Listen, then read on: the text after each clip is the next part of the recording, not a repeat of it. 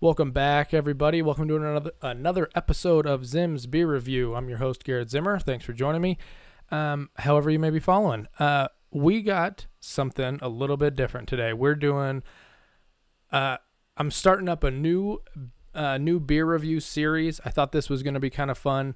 I got the idea from a couple other beer reviewers that I've been in touch with on YouTube. They've done something kind of similar. And so I kind of want to play off that and do something a little bit new too. So what we're doing today, if you haven't seen the title of this episode, we're doing a series called Battle of the Beers. So this is going to be an evolving kind of series that I'm going to be doing.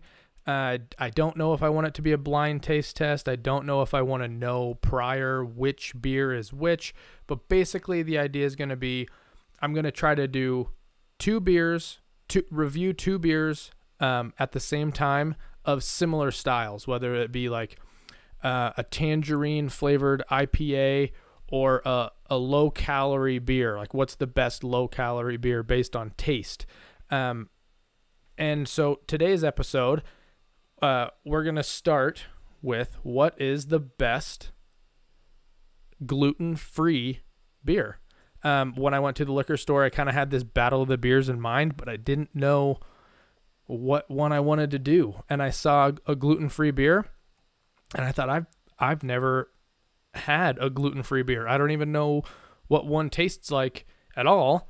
Let's see if they have two, and then I can kind of do a comparison of the two and see. Gluten-free is kind of like this big hot topic right now. No one wants to eat or apparently drink gluten. I don't even know what gluten is. I think it has something to do with bread. Grains are in bread and grains are in beer. I'm sure there's a connection. I don't know. So what we're going to do today is a gluten-free battle of the beers. So we have two beers, like I said. We have Omission Brewing Company's Lager. It says crafted to remove gluten. They call their Omission because they omit the gluten. Kind of funny. And then the other one we have is New Belgium Brewing's Gluten-Free. And this is a play. I read this out of the bottle. This is a play on the mutiny against gluten. So it's the Gluten-Free. So I guess we'll see.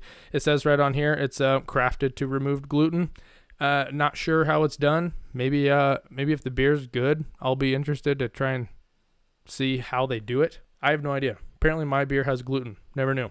So what we're going to do is pop both of these open.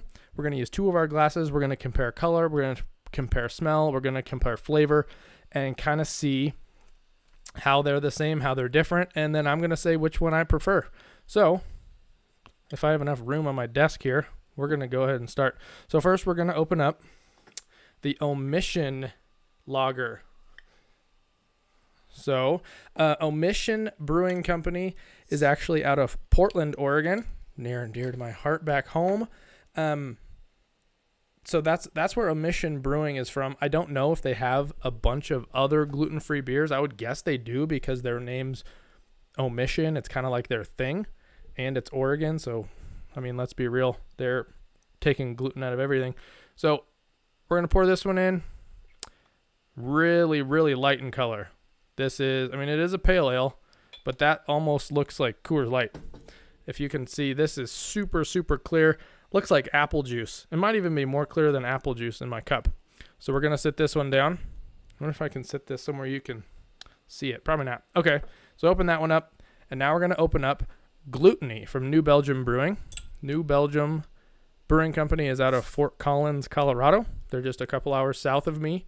So I kind of have ties. Not ties, but they're both, I know about both of these. Okay. Get another cup, and we're going to pour the Gluten-Free in. Right off the bat, comparing color, Gluten-Free is a little bit darker. I gotta try and not confuse these two.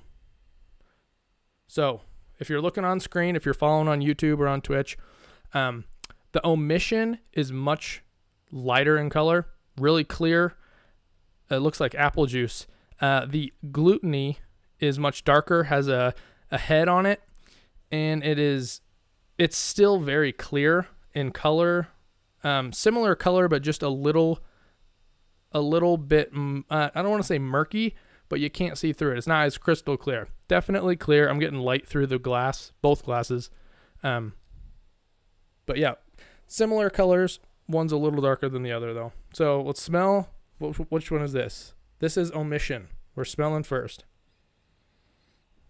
It smells like a beer. That's good news. It smells like a light beer. It kind of smells like a Coors Light. It smells like you would expect for a pale ale. So we'll go ahead and try this.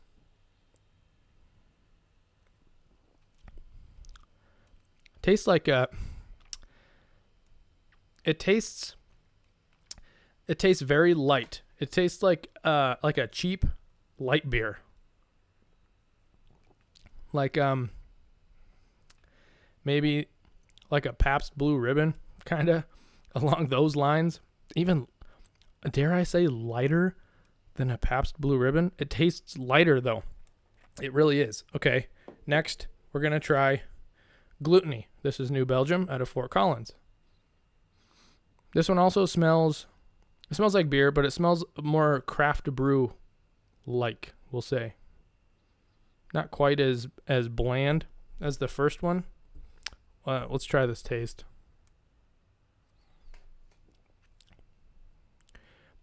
It is light. It tastes like a craft beer. I mean, it sounds so obvious, but it tastes like something's missing. I mean, if you gave this to someone, they're going to say, "Oh yeah, this is a beer. This tastes like a craft pale ale." If they know anything about beer, they'll say that. It just tastes like something's not there. I'm going to guess it's the gluten. But it does taste like something's missing. Like it's just not as rich, really light, really watery. I'm not sure how to describe it. It's really light. It doesn't have a bite to it. It doesn't have that heaviness in your mouth that you expect with beer. It's like the flavor's there and then it's gone right away. And that's on the one that I think is a little bit more craft brew-ish. So I'm going back to the Omission now, our first one. I'm going to jump back and forth to try and really get a good read on these. If you're just listening to the audio version of the podcast, the Omission Lager, the one we tried first, its head is already completely gone. There's nothing left on this. Not that it's flat. We're still getting bubbles through the glass, but there is zero head on this beer. The other one, the Gluten-Free, it still has a lingering head on it, although it is very small. It is there. So that's something to note, I guess. Yeah, the Omission is really reminding me of a cheap lager, like a Pabst Blue Ribbon. Not quite a Coors Light, Bud Light. I actually think those have a little bit of a different taste than a Pabst does. This tastes like there's a beer that I'm thinking of, and I know I'm going to remember what it is as soon as I end this podcast. And the only thing I can think is Pabst Blue Ribbon, and that's right. But there's something else. There's another one that this tastes similar to as well, but it's just another cheap lager. God, I wish I knew. It's not Natty Ice. I don't know if I've ever had Natty Ice. I don't think I ever will. That's what I should do. I should review Natty Ice. Like review the cheapest beer I can find and just act like it's the best thing in the world. People will be like, "What? What have I been missing out on?" No. Okay, so back to this. Omission, it smells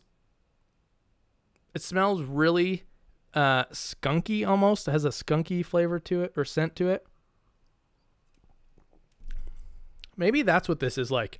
It almost has like the skunkiness scent of like a Mexican style, like not a Dos Equis, almost a Corona.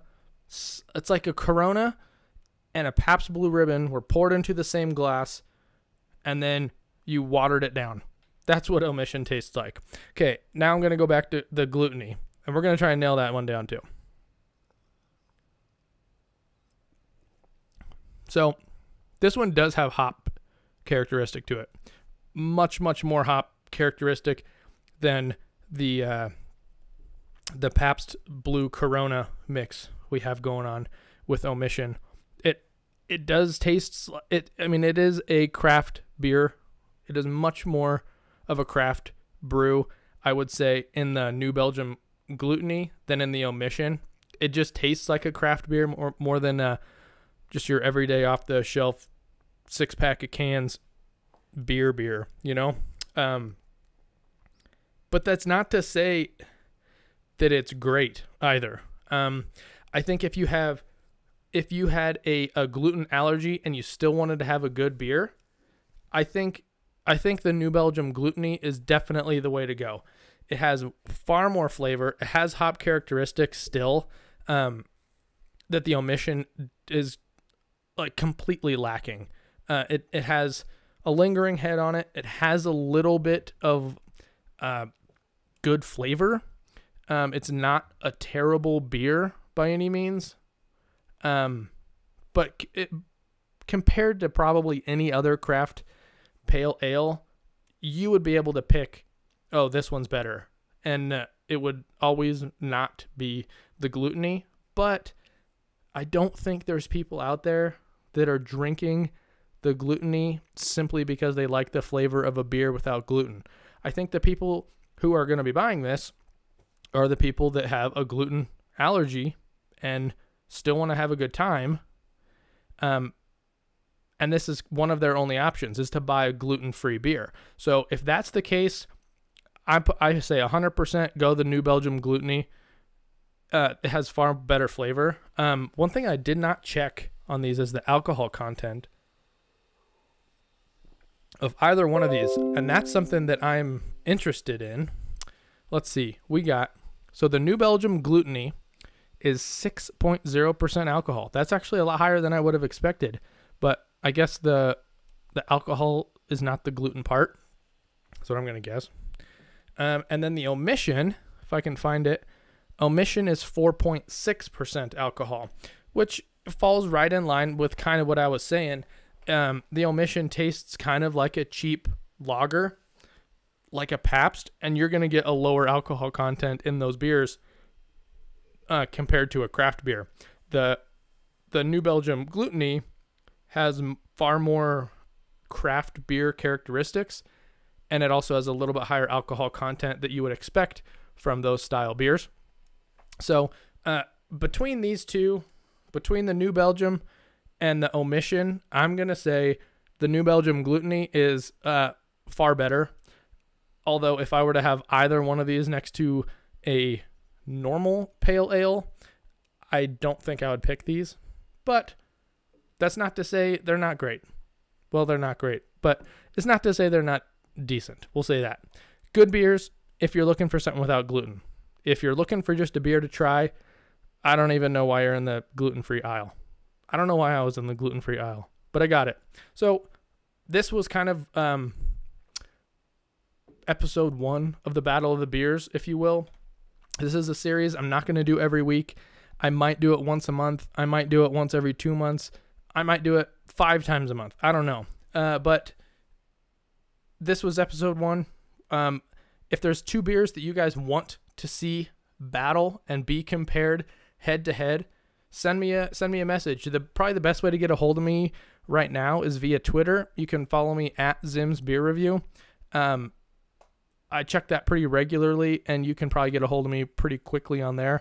If you're not on Twitter, feel free to send me an email at zimsbeerreview@gmail.com, or leave a comment on the YouTube video or the Twitch channel. Just get a hold of me however fits you guys, and I'll do my best to answer your questions, and maybe you'll see one of your requests on an upcoming beer review. So thank you to everybody, and until next time, happy